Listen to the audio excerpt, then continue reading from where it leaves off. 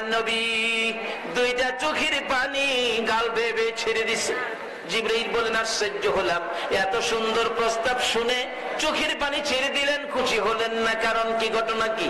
আমার নবী ডাকে, জিবরাইল, ও জিবরাইল শুনো রে, আমি কোন ব্যথায় চোখের পানি ছেড়ে দিলাম?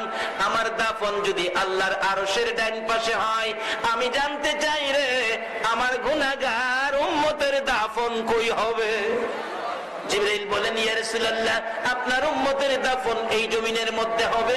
আমার নবী কান্দে, জিবরাইল রে, না না, এই প্রস্তাব আমি রাখতে পারবো না রে জিবরাইল, আমার উম্মতেরা এই জমিনে থাকবে, আমি নবী আরশে থাকতে পারবো না।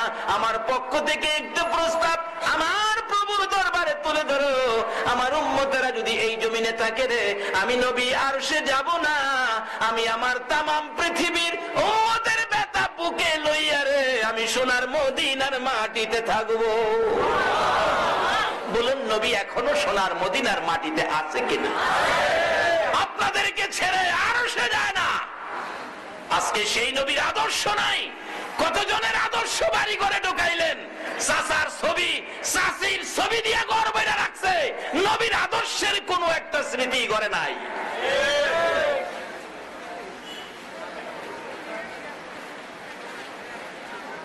বিশ্বকাপের ভিলিয়ারের ছবি নিয়ে মুসলমানের ঘরে ঢুকাইছে, নবীর আদর্শের ছবি। আল্লাহ কয়, তোর লজ্জা করে না বিশ্বকাপের ভিলিয়ার এর ছবি ঘরে ঢুকাইছস? আর তোরা যে বিশ্ব নবীর উম্মত, তোদের প্রত্যেকের স্মৃতি আমি প্রত্যেক নবী রাসূলের ঘরে ঝুলাইয়া রাখছি। আখিরি নবীর উম্মতের স্মৃতি, তোমরা বিশ্ব নবীর উম্মত, তোমরা সেই নবীর দিকে যাও, সেই নবীর আদর্শের দিকে যাও। বলতেছিলাম, সেই নবীর আদর্শে গেলে আমাদের লাভ হবে না লস হবে? এবার জিবরাইল প্রশ্ন করেন, ইয়া রাসূলুল্লাহ, আরশে যাবেন না, মদিনায় পড়ে থাকবেন, এতে কি লাভ হবে উম্মতের পাশে ছুঁয়ে থাকলে? আমার নবী ডাকে, জিবরাইল রে, উম্মতের ব্যথা তুই বুঝবি না রে জিবরাইল, আমি নবী আরশে যাব না, আমি আমার উম্মত লইয়া সোনার মদিনার মাটিতে পড়ে থাকবো, তাতে কি লাভ হবে গো? জিবরাইল ডাকতেছে।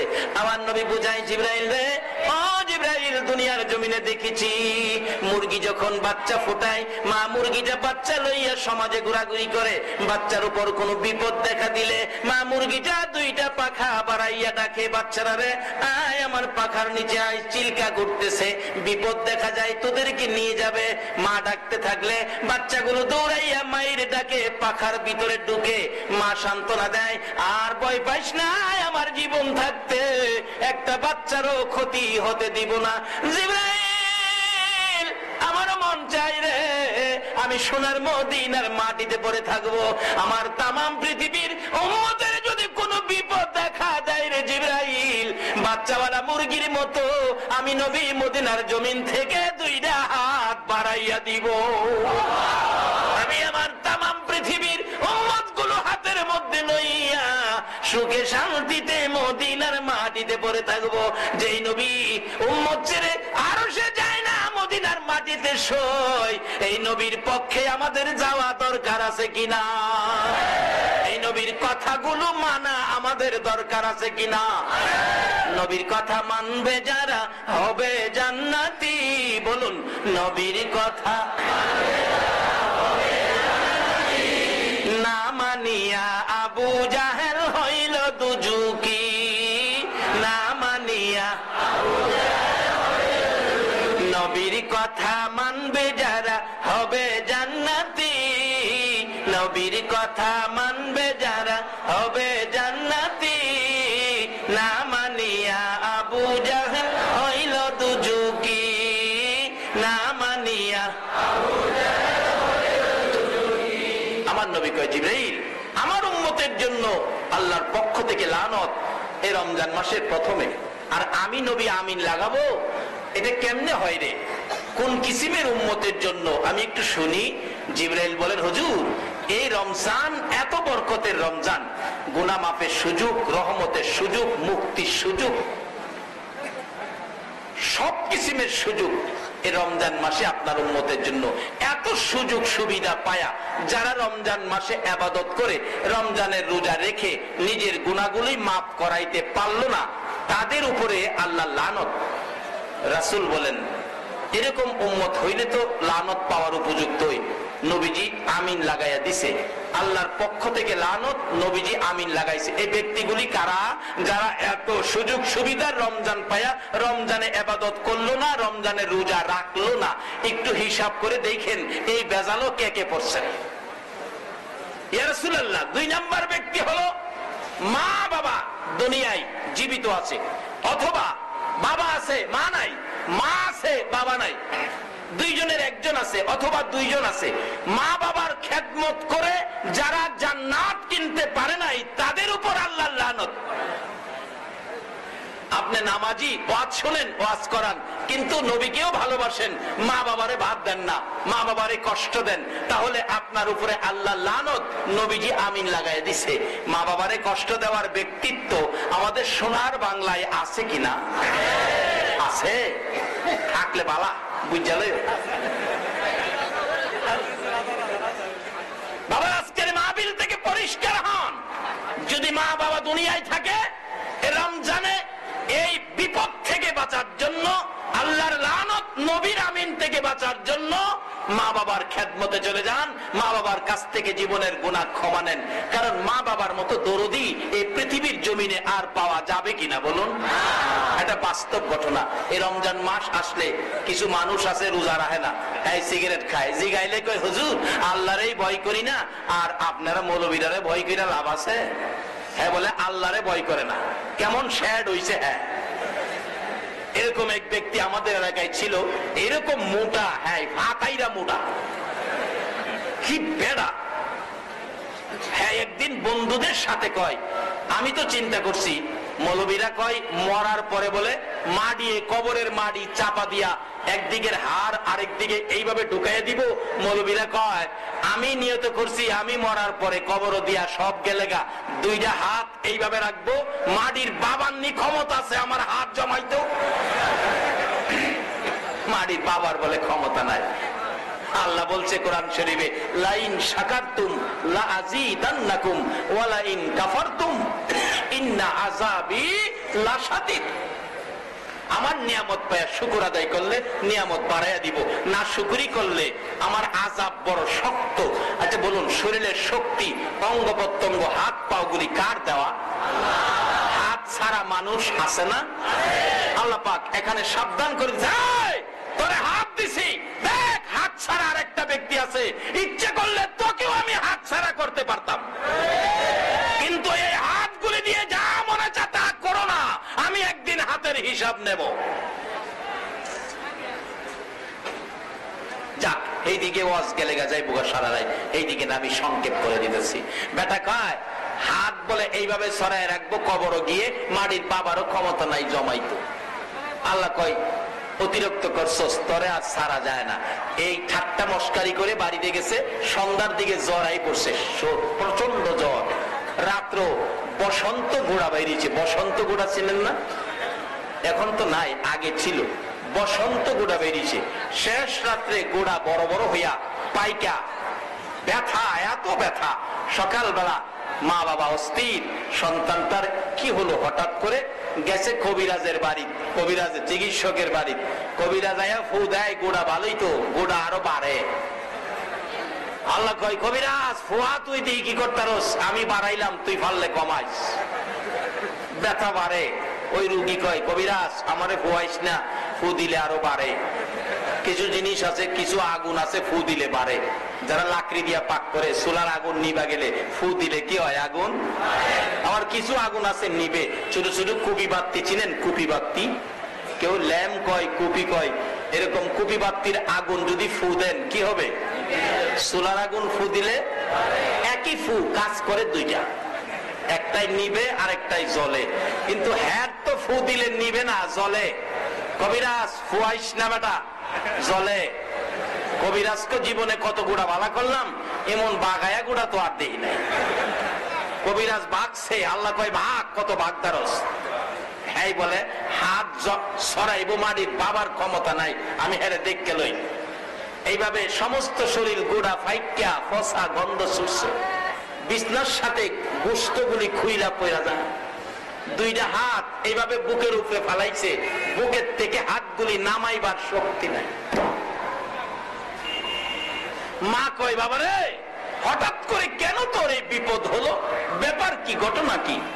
এবার ছেলেটা চোখের পানি ছেড়ে দিছে। মা গো, আমি বলছিলাম কবরে গেলে মাটিয়ে চিপা দিব, মৌলবীরা কয়, আমি বলছিলাম দুইটা হাত এইভাবে ছড়াইয়া রাখবো, মাটির বাবারও ক্ষমতা নাই, কবরে গিয়া এইভাবে হাত ছড়ামু, দুনিয়াতে তো বুকের থেকে হাতটা নামাইতে পারি না। মা, এই অপরাধটুকুন আমি করছিলাম। বাবা এখন কি করতে পারি? রাত্রে গভীর, দুর্গন্ধ, সমস্ত শরীর বসা। একদিন রাত্রে গভীর ভাই বোন গুলি বলতেছে, মা, মাগো, ভাইয়ের শরীরের দুর্গন্ধ আমরা সহ্য করতে পারি না, আমরা দুইজন চাচার ঘরে থাকি, যাও যাও যাও বাবা, তোমরা চাচার ঘরে থাকো। বাবা বলতেছে, বিবি, হ্যাঁ গন্ধ আমি আর সহ্য করতে পারি না, আজকে রাত্রটা আমি বাংলা ঘরে ঘুমাই, আমার ঘুম হয় না দুর্গন্ধে।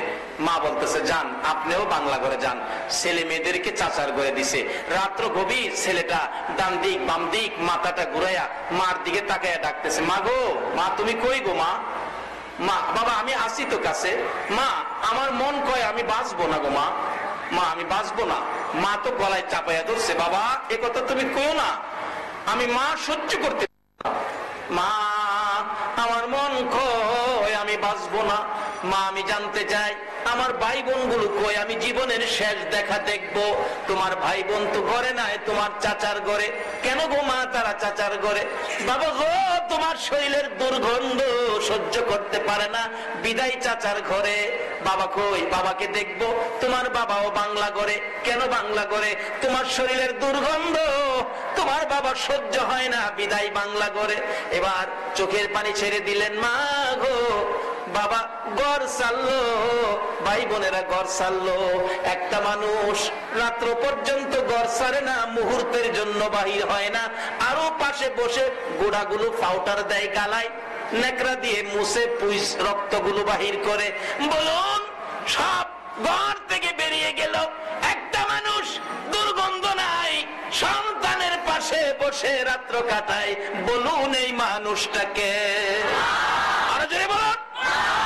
এই মারে যদি কেউ কষ্ট দিয়ে থাকো, এই মার কলিজায় যদি কেউ আঘাত দিয়ে থাকো গো, নামাজ রোজা হজ যাকাত মুফতি মুহাদ্দিস মুফাসসির মক্কা মদিনার ইমাম হইয়াও আল্লাহর জান্নাতে যাওয়া হবে না। আরে মা বাবার কথা মতো যে জন চলে না, বলুন মা বাবার, আল্লাহ নবীজির দয়া তারা পাবি না। হায়রে আল্লাহ নবীজির, মা বাবাকে দুঃখ দিলে নামাজ রোজা যাইবি ফলে, মা বাবাকে দুঃখ দিলে নামাজ রোজা যাইবি ফলে।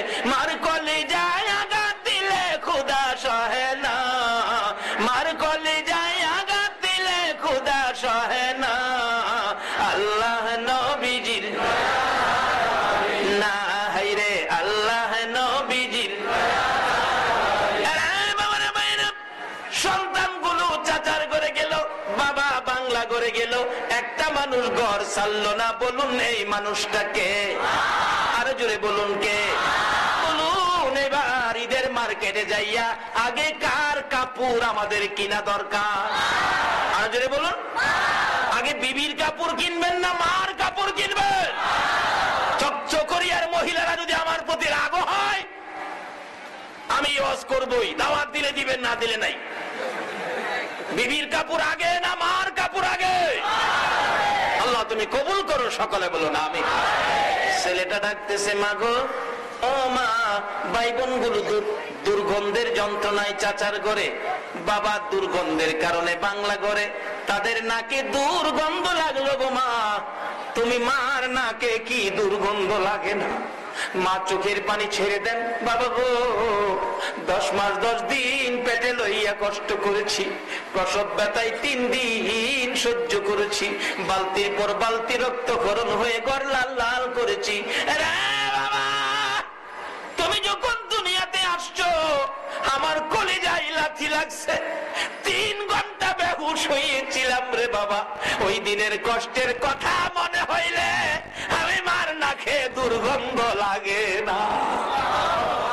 জিবরাইল ডাকতে বলতেছি ইয়া রাসূলুল্লাহ, ওই মা বাবাকে যারা কষ্ট দিবে, মা বাবার খেদমত করবে না, মা বাবার খেদমত করে যারা জান্নাত কিনতে পারলো না, তাদের উপর আল্লাহর লানত আমার নবী আমিন লাগাইয়া দিছে। এর থেকে বাঁচার ক্ষমতা পৃথিবীর কেউ পারবে না আপনাকে বাঁচাইতে, কেউ পারবে না যদি আপনি নিজে আপনার রাস্তাটা পরিষ্কার না করেন। যদি মা বাবা দুনিয়ায় থাকে, কষ্ট দিয়ে থাকেন, রমজান শেষ হওয়ার আগে, ঈদের জামাতে যাওয়ার আগে মা বাবার পায়ে পড়ে মা বাবার কাছ থেকে ক্ষমাটুকু নেন। আর যদি মা বাবা দুনিয়ায় না থাকে, কালকে ফজরের নামাজ পড়ে মার কবরে যান, বাবার কবরে যান, যায় বলুন আল্লাহ এই কবরে আমার মা, উল্লেখ করে বলবেন এই কবরের ভিতরে আমার মা, মা গো মা, এই কবরে আমার বাবা, আল্লাহ আমি কষ্ট দিয়েছি, তুমি কষ্ট দিও না, আমি আমার মা বাবার পক্ষ থেকে তোমার কুদরতি পাও ধরে ক্ষমা চাই, আমার মা বাবাকে মাফ করো। রোজা রাইখা ফজরের নামাজ পড়ে মা বাবার কবরে যায় হাত বাড়াবেন, রোজাদারের হাত আমার আল্লাহ খালি দেয় না, ডাক দিয়া দেখেন না, ডাক তো দিলেন না। যদি আপনার ডাকে আল্লাহ খুশি হয়, মা বাবাকে কবর জগতে মাপ পাওয়া যায়, মাপ দিয়ে দেয়, মা বাবা কবর থেকে রুহানি ভাবে আপনার দুনিয়ার অপরাধগুলো রুহানি ভাবে মা বাবা ক্ষমা করে দিবে। তাই 2 নাম্বার এই লানত থেকে নিজেকে বাঁচান। 3 নাম্বার লানত, আমার আল্লাহর পক্ষ থেকে জিবরাইল এসে ডাকতেছেন, ইয়া রাসূলুল্লাহ আপনার উম্মতের জন্য 3 নাম্বার লানত আল্লাহর পক্ষ থেকে। আপনি নবীকে সৃষ্টি না করলে জগৎ সৃষ্টি হতো না, আপনার উসিলাতে সব নবী গো, আপনার নাম শোনা মাত্র যারা আপনার প্রতি দুরূদ শরীফ পড়বে না, তাদের উপর আল্লাহর লানত রাসূল আমিন লাগাইয়া দিছে। এই 3 বিপদ থেকে কিভাবে বাঁচবেন এই রাস্তাটা একটু খুঁজেন। শুধু নামাজ পড়ে যদি এই 3 বিপদে থাকেন, নামাজ দিয়েও আপনার কোনো লাভ হবে না, নামাজও পড়তে হবে, এই 3 কিসিমের লানত থেকে আপনাকে বাঁচাইতে হবে। যদি বাঁচাইতে পারেন, আপনার বাজেট কি? আমি শেষ দিকে আসছি, লম্বা হয়ে গেছে আলোচনা, কারণ আবার সেহরি খাইতে হবে। শেষ দিকে গেল বাইবেন না অক্ষণ ছেড়ে দিছি, আরো 20 মিনিট 25 মিনিট সময় যাইব, তারপরে ছাড়বো। এবার আব্দুল্লাহ আনসারী, কথাটা খেয়াল আছে? আব্দুল্লাহ আনসারী নবীজিকে আগায়া নিয়ে যাচ্ছে, খুশি। নবী তো ঘোষণা দিছে তোদের জান্নাতের চাবি রোজগার হয়ে গেছে। যাইতে যাইতে যাইতে যাইতে রাস্তার কিনারে, বড় রাস্তা মেইন রাস্তায় উঠাইয়া দিবেন, তো এটা সুন্নত, আগায়া দেওয়াটা সুন্নত। আগাইয়া দিলেন, নবীজি রাস্তার কিনারে যাইয়া দেখে ছোট্ট ছোট্ট 2টা বাচ্চা খেজুর গাছের মধ্যে এইভাবে হাত বাইদা আটকায় রাখছে। রাসূল জিগায়, কি রে বাবারা, তোমরা খেজুর গাছের মধ্যে হাত বাঁধা কাঁদতেছো, কি তোমাদের দুঃখ? বাচ্চাগুলো চোখের পানি ছেড়ে ছেড়ে কান্দে। হুজুর, কত মানুষ যায় এই রাস্তা দিয়ে গো, আমাদের দুঃখের কথা কেউ জিগায় না। আমার নবীর আদর্শ, বাচ্চাদেরকে বড় মায়া করতেন। আমরা কি বাচ্চাদেরকে মায়া করব? নবী খুশি হবে। যদি হিন্দুদের বাচ্চাও হয়, আমরা এরপরেও বাচ্চাদেরকে নবী আদর করতেন, বিদায় আমরা তাদেরকে কি করব? হোক না সেই হিন্দু, বানাইছে তো আল্লাহ, আমরা কি করব? বাচ্চা বলে তাকে। আচ্ছা, একটা বাচ্চা ছেলেকে যদি মসজিদের ইমাম সাহেব হুজুর হিন্দুর ছেলেকে আদর করে, ডাক দেয় কাছে এনে মাথায় হাত বোলায়, মা দেখলে খুশি হবে না বেজার হবে? মা কি বলবে? হায় আমার হুজুর না, আমার বাচ্চারে, আমরা হিন্দু মানুষ, তারপরও কত আদর করে। একদিন দেখবেন তার স্বামীর সাথে পরামর্শ করবে, লো আমরা মুসলমান হয়ে যাই, মুসলমান ধর্মটা কত সুন্দর, দেখছো? হ্যাঁ, মুসলমান হইয়া আমরা হিন্দু ধর্মের বাচ্চাদেরকে কত মায়া করে, আর মুসলমান হইলে জানি আরো কত মায়া করতো। অস্ত্র সারা যুদ্ধ করে দুনিয়া করলো জয়, তাই তো আজি মানব দানবে মুহাম্মদ নাম লয়। আমার নবীর যুদ্ধটা ছিল ভালোবাসার যুদ্ধ, ভ্রাতৃত্বের যুদ্ধ, মহব্বতের যুদ্ধ, বন্ধুত্বের যুদ্ধ, হাতিয়ারের যুদ্ধ নয়। বিজাতিরা পর্যন্ত নবীর আদর্শ দেখে দলে দলে মুসলমান হয়ে যাইত। আসুন আমরা সেই নবীর আদর্শ নিয়ে আবার ময়দানে চলে যাই। আমার নবী জিজ্ঞেস করেন, বাবারা তোমাদের এই কষ্ট, এই অসুবিধা, এইভাবে দুঃখ কষ্ট ব্যাপারটা কি? হুজুর কত মানুষ যায়, কেউ জিগায় না। তোমাদের বাবার নাম কি? হুজুর আমাদের বাবা হলেন ওই যে আপনার পাশে দাঁড়ানো, হাত তো বাঁধা, মুখে ইশারা করে আপনার পাশে দাঁড়ানো আব্দুল্লাহ আনসারী। আমার নবী জিগায়, আব্দুল্লাহ আনসারী রে, এই বাচ্চাগুলোর এই অবস্থা কেন, কষ্ট দুঃখ কেন? আব্দুল্লাহ আনসারী চোখের পানি ছেড়ে দিয়ে কান্দে, কথা কয় না। রে আব্দুল্লাহ আনসারী, কাঁদলি রে, কথা বললি না? ছেলেদেরকে জিজ্ঞেস করেন, বাবারা তোমরা বলো কি অসুবিধা? বাচ্চাগুলো কান্দে আর বলে, হুজুর আমার বাবা এত গরিব মানুষ, আমার বাবা আব্দুল্লাহ আনসারী আজকে 5টা-6টা দিন পার হয়ে গেছে গো নবী, আমাদের চুলায় আগুন জ্বলে না, না খাইয়া থাকতে থাকতে কষ্ট সহ্য হয় না। বিদায় আমরা 2 ভাই হাঁটতে হাঁটতে এই গাছের গোড়ায় এসে দেখি কিছু খেজুর গাছের নিচে পড়ে আছে। গাছটার মালিক হলো ইহুদি। খেজুরগুলো পেটের খিদার যন্ত্রণায় আমরা টুকায়া টুকায়া খাইলাম। খাওয়ার অপরাধে ইহুদি গাছের মালিক আমরা 2 ভাইয়ের গাছের সাথে বাইদা রাখছে। নবী গো, আমার বাবা গাছ থেকে ছুড়াইয়া নেয় না। আমার নবী একটা দৌড় মারছে, মসজিদে নববীর বারিন্দায় দাঁড়ায়া কান্দে। সাহাবীরা জড়ো হয়ে গেছে, রাসূল কান্দে রে, আয় রাসূলের চোখের পানি মুছবো। আল্লাহু আকবার বলো। আজকে কারা গো রাসূলের চোখের পানি মুছতে পারো? কে আজকের মাহফিলের আয়োজন করেছো? কার টাকায় মাহফিল দাঁড় হয়ে গেছে? এবার আব্দুল্লাহ আনসারী এই কষ্ট দুঃখ দেখে নবী মসজিদে নববীতে কান্দে। চারদিক জড়ো হয়ে গেছেন সাহাবীরা। হযরতে ওমর ফারুক রাদিয়াল্লাহু তাআলা তরবারি নিয়ে হাজির। হুজুর বলুন, কে আপনার চোখের পানি বের করেছে? আমি এখন তাকে দ্বিখণ্ডিত করে দিব। আমার নবী বললেন, রে ওমর, আজকের চোখের পানি তরবারি দিয়ে বন্ধ করতে পারবি না। দৌড়ে আসছে ওসমান গনি, দৌড়ে আসছে আবু বকর সিদ্দিক। সকলেই বলতেছে, হুজুর বলুন কিসের বিনিময়ে চোখের পানি বন্ধ করতে পারবো? আমার নবী হযরতে উসমান গনির দিকে 2টা হাত বাড়াইয়া ডাকে, আরে উসমান গনি আয়, আমি তোর দিকে তাকাইয়া রইছি। উসমান গনি সামনে দাঁড়াইছে। হুজুর বলুন কি দিয়ে চোখের পানি মুছতে পারি? উসমান গনি রে, তুমি পারবে রে ইহুদির বাড়ির খেজুর গাছটা আমারে কিনা দিতে? ওই গাছটা যদি আমারে কিনা দিতে পারো, আমার চোখের পানি মুছে যাবে। একটা দৌড় দিয়ে ইহুদির খেজুর গাছের গোড়ায় দাঁড়াইলেন উসমান গনি। ইহুদি বাড়িতে আছো, এই গাছটা বিক্রি করে দাও। বাড়ির গাছ কেন বিক্রি করব? রে ইহুদি, আমার রাসূল কান্দে রে, এর বিনিময়ে যা চাবি তাই পাবি, তাই নাকি? তাহলে তোমার 100 খেজুর গাছের একটা বাগান আছে, এটা যদি আমারে দাও, একটা গাছ আমি তোমারে দিব। উসমান গনি একটা চিৎকার মারলেন, রে ইহুদি, মাত্র 100 গাছ চাইছস? আমার রাসূল কান্দে এই গাছের জন্য। আজকে যদি আমি উসমান গনির সকল সম্পত্তি চাইতে, রাসূল খুশি করার জন্য আমি সব করে দিয়ে দিতাম। রাসূলের জন্য তাদের কত প্রেম, কত ভালোবাসা ছিলেন। নবী খুশি করবেন, নবী খুশি করার কিছু কাজ আমাদের করা দরকার আছে কিনা? শুধু দুনিয়ায় থাকা অবস্থায় নয়, নবীজি রওজা পাকে শুইয়াছেন, রওজা পাকে পর্যন্ত খুশি করতে পারবেন একটা কাজ যদি করেন। সেই কাজটা হলো জামাতের শহীদ নামাজ। কিসের শহীদ নামাজ? সবাই বলুন। আমি শেষ কথায় চলে আসছি। এই নামাজ দিয়ে নবীকে রওজা পাকের ভিতরেও খুশি করা যায় কিভাবে, আমি বাস্তবতায় যাচ্ছি। এবার ওসমান গনি 100 গাছের বিনিময়ে একটা গাছের দলিল লইয়া নবীর হাতে তুলে দিলেন। আমার নবী দলিল সহ গাছের গোড়ায় এসে বাচ্চাদের হাতের বানগুলো খুলতেছিলেন। আমার নবী হাতের বান খুলে, বাচ্চারা কান্দে, হুজুর খুইলেন না, আবার ইহুদি এসে আমাদের হাতে বান দিবে। আমার নবী ডাকে, রে বাচ্চারা, না না, রাসূল যার হাতের বান খুলবে রে, এই হাতে কোথাও আর বান দিবে না। রাসূল যার হাতের বান খুলে দিবে, দুনিয়া ও আখিরাতে কোথাও এই হাতে আর বাদ পড়বে না।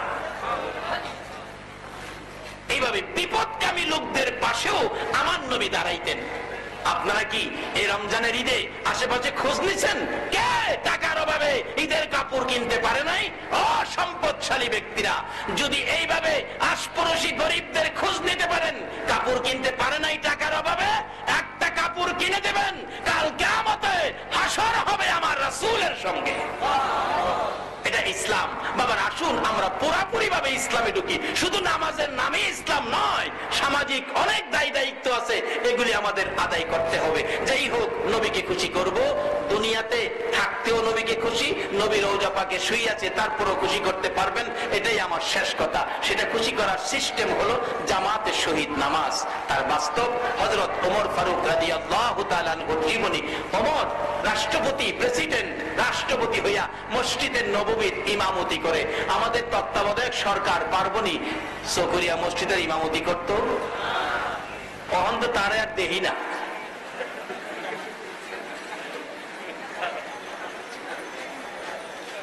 রাষ্ট্রপতি ওমর মসজিদের নববীর ইমাম, ফজরের নামাজের ইমামতি করে 2 রাকাত নামাজ ফজর, 1 রাকাত পড়া শেষ, রুকু সেজদা শেষ, দাঁড়াইতেছে দ্বিতীয় রাকাতের উদ্দেশ্যে। দ্বিতীয় রাকাতের জন্য দাঁড়াইতে গিয়ে সোজা হইতে পারে নাই। পিছনে একজন ইহুদি মুসল্লি সেজে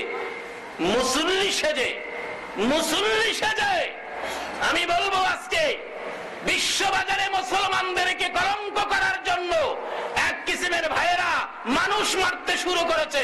তাদেরকে তদন্ত করে দেখা হোক তারা মুসলমান নয়, মুসলমানের সুরত ধরেছে। তার বাস্তব হলো ওমরের জীবনী।